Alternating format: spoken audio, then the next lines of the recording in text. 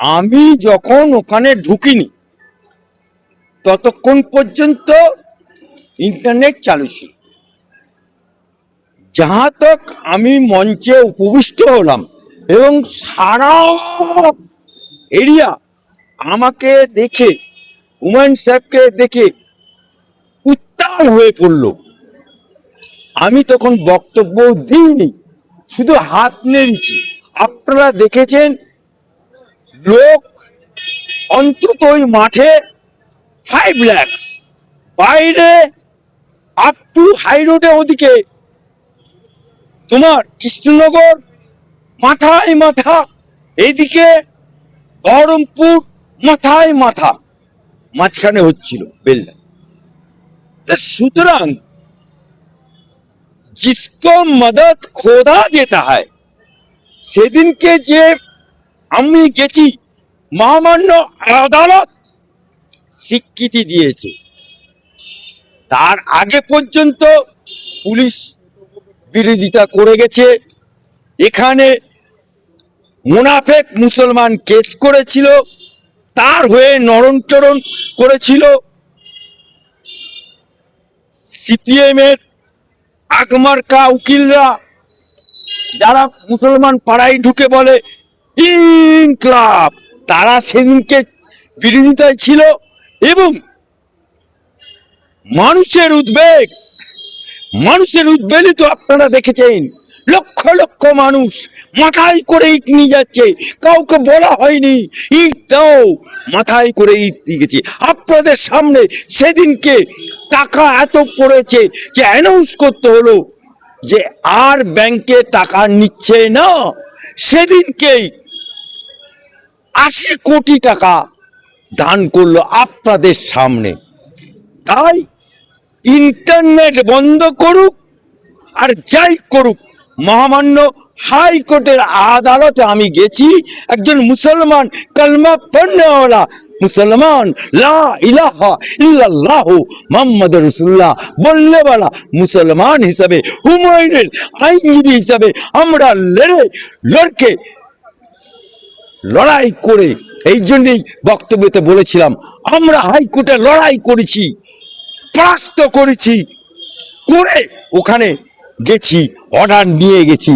Order already আমার পকেটে ছিল।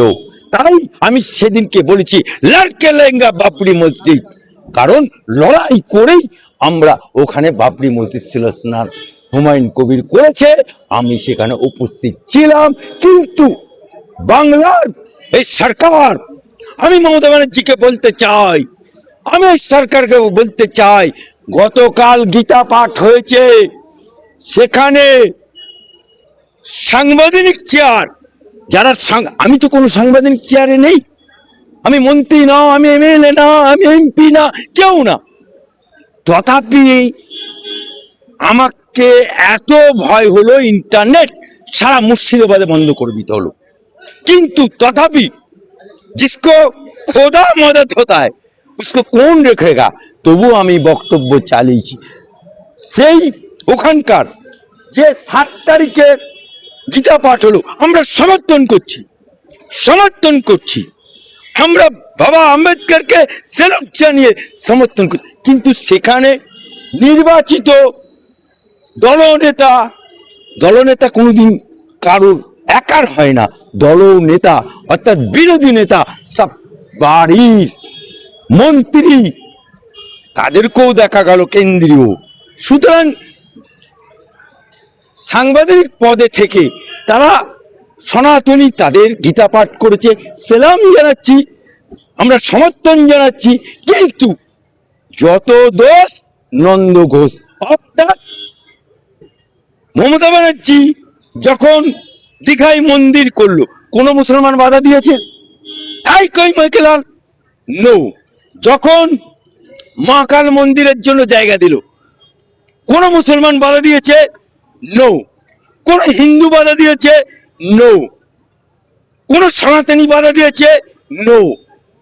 হারিস বাবরি মসজিদ, আমরা যখন ওখানে হাইকোর্টে লড়াই করে জিতে লড়কে লেঙ্গা বাবরি মসজিদ, সেখানে গেলাম, টোটাল ইন্টারনেট বন্ধ করে দিল, কিন্তু তবু সেখানে লক্ষাধিক মানুষ, সেখানে আমাদের ওই বেলডাঙ্গাতে বাবরি মসজিদ উদ্বোধন হচ্ছে, কলকাতাতে সংহতি দিবস মমতা ব্যানার্জি, লোক নেই, ফাঁকা ময়দান। কারণ ব্রিগেড ভরাবে কে? মুসলমান। রানী রাসমণি ভরাবে কে? মুসলমান। বট লুটবে করবে কে? মুসলমান। বোম মারবে কে? মুসলমান। ডিম খাবে কে?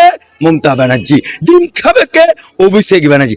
এই মুসলমানদের জাগরণটা আমরা করতে পেরেছি। তাই সেদিনকে বেলডাঙ্গাতে যে আমি উপস্থিত ছিলাম, অ্যাডভোকেট আলী আফজল চাঁদ, লক্ষ লক্ষ মানুষ, বহু হিন্দু মহিলা, হিন্দু পুরুষ গেছে, একজন ডাক্তারবাবু হিন্দু সনাতনী, তিনি গেছেন, টাকা দান করেছেন।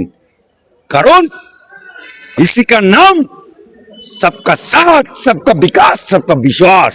কিন্তু সেখানে যে ইন্টারনেটটা বন্ধ করে দিল, এ डर हुमायूं को अच्छा लगा, ये डर मुसलमानों को अच्छा लगा, ये डर एडवोकेट আলী আফজল চাঁদ को अच्छा लगा। আচ্ছা, আমাকে একটা বলুন তো, এই ফুরফুরা যাদের নাম করলেন, ইসলামের, আমি ইসলামের দৃষ্টিকোণ থেকে বলছি, আমি সৈয়দ বংশের ছেলে, আমি সৈয়দ বংশের ছেলে। একজন সৈয়দ বংশ কিন্তু না দিদি ওবিসিতে আনতে পারবে, না দাদা ওবিসিতে আনতে পারবে। কারণ আমরা ডাইরেক্ট ব্লাড ফ্রম দ্য নবী প্রফেট। সেই জায়গায় ডাক্তারের ছেলে ডাক্তার হবে, হয় উকিলের ছেলে উকিল হবে, হয় জজের ছেলে জজ হবে, হয় নো।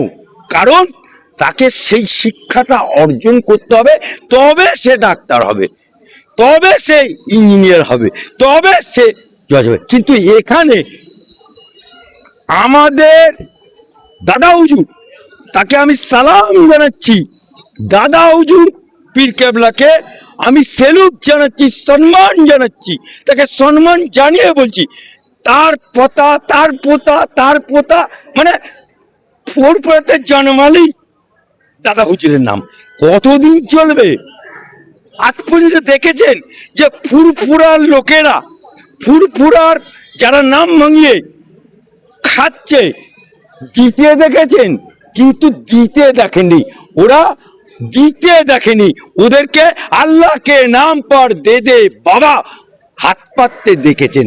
তাই তিনি যে কথা বলেছেন, দেবো যদি বাপের বেটা হয় আগে দিক, আর তা নালে ইসলামের নামে কলঙ্ক। দেখুন, আমি জ্যোতিষী না, আমি কোনকার না, আমি মমতা ব্যানার্জির মতো বলে দেবো না, বা অভিষেকের মতো এসআর হলেও আমরা 200 পার করে দেবো, আমি বললে বলা না। আগে বে হোক, তারপরে মনা হবে, তারপরে মনার নাম রাখা যাবে। দেখুন, আজকে যে মুসলমান জাগরণটা হয়েছে, এবং 4 তারিখ 6 তারিখে বাবরি মসজিদ ঘোষণা ও একদিন করেনি, প্রায় 6 মাস আগে থেকে করছে। আমি মামলা হয়েছে, তারপরে আমরা মামলার রেসপন্ডেন্ট ছিলাম হুমায়ুনের কবিরের অ্যাডভোকেট হিসাবে। এবং আজকে 4 তারিখে ধর্মীয় কারণে যে ফিরহাদ বাবু অ্যানাউন্স করেছে, কে? ফিরহাদ হাকিম। ওখানে 4 তারিখে বহরমপুরের সভা ছিল, সেই সভাতে এমএলএ সাহেবকে অর্থাৎ হুমায়ুন কবিরকে আমন্ত্রণও করেছিল, আমন্ত্রণ পত্র গেছে, কিন্তু আমন্ত্রণ পত্র পেয়ে আপনাকে বিয়ে বাড়িতে ডাকলো, নেমন্তন্ন করে ডাকলো, ডাকার পরে যদি কুকুরের মতো চাই চাই চাই করা হয়, আপনি সেই বাড়িতে খাবেন? খাবেন? ঠিক একইভাবে হুমায়ুনকে তৃণমূল কংগ্রেসের তরফ থেকে ডেকে, মঞ্চে ডেকে, সেই সবাই ডেকে, ঠিক তারপরে এখান থেকে কলকাতায় বসে কলকাতা কা মেয়র গেঞ্জি পরে টাকা নেওয়া ফিরাদ হাকিম ঘোষণা করছে, ডায়ে কে মুসলমান, বাঁয়ে কে মুসলমান, বলছে কে মুসলমান, সাসপেন্ড করছে কে মুসলমান, অ্যানাউন্স করছে কে মুসলমান, করছে কাকে হুমায়ুন মুসলমান। অর্থাৎ লোহে সে লোহে কাটতা হ্যায় মমতা ব্যানার্জি। তাই বাবরি মসজিদ করার জন্য যদি ওকে হুমায়ুনকে শহীদ করে দেওয়া হয়, যেটা আমি বলেছি ওই মঞ্চে দাঁড়িয়ে, হুমায়ুনের গলায় যে শিকল পরানো ছিল হুমায়ুনকে গামছা নাড়িয়ে বলে দিয়েছি আজাদ কর দিয়া, আজ সে হুমায়ুন আজাদ পঙ্কি হো গিয়া। এবং আমি যে ফিরাদ হাকিম বলেছে, তাহলে ফিরাদ হাকিম বলল ধর্মীয় উস্কানির জন্য ওকে বাদ দিয়েছি। নট করো ফিরাদের বাচ্চা, আমি অ্যাডভোকেট আলী আব্দুল চাঁদ বলছি, যদি বাপ্পার বেটা হবে আমার কথার জবাব দেবে। লেট মি ফিনিশ, আমার এখনো ফিনিশ হয়নি, মানা হয়েছে এখনো নাম রাখিনি। আজকে ফিরাদ হাকিম কি বলেছিল, মেয়রের চেয়ারে বসে আছে, ওই চেয়ারে সুভাষচন্দ্র বোস বসেছিল, ওই চেয়ারে চিত্তরঞ্জন বসেছিল, ওই চেয়ারে আমার হাইকোর্টের বিকাশ রঞ্জন বসেছিল মেয়রের চেয়ারে, ওই চেয়ারে তৃণমূলের সুব্রত মুখার্জি বলেছিল। ওই চেয়ারে বসে ও কি বলল, যেদিনকে মুসলমানদের গদগদ মুসলমানদের সভাতে ফেস টুপি পরে বলল, যারা মুসলমান আছে সৌভাগ্যবান, যারা মুসলমান ধর্মে জন্মগ্রহণ করতে পারেনি বিধর্মী তাদের দুর্ভাগ্য, এ বলেও ক্ষান্ত হলো না। তারপরে কি বলল, আজ আমরা 30%, আল্লাহ যদি করে আমরা 100% হয়ে যাব। এটা ধর্মীয় রাজনীতি ছিল না? এটা ধর্মীয় রাজনীতি ছিল না? জবাব দিতে হবে ফিরাদ হাকিমকে। আজকে মমতা ব্যানার্জি যে মা কালের যে দীঘাতে মন্দির করলো জগন্নাথ দেব, সেই মন্দির করা কি সরকারের কাজ? 30 বছর কংগ্রেস রাজত্ব করেছে বাংলায়, কোন কংগ্রেস সরকার করেছে? 34 বছর বামফ্রন্ট করেছে, কোন সরকার করেছে মন্দির মসজিদ? কিন্তু মমতা বুবু, মমতা খালা, মমতা আপা, এখন মমতা ব্যানার্জি সাত্বিক ব্রাহ্মণ সাজার জন্য ওখানে মন্দির করলো। এ টাকা কার? মমতার বাপের টাকা? এ টাকা মমতার খালুর টাকা? এ টাকা কালীঘাটে মমতা ছাপায়?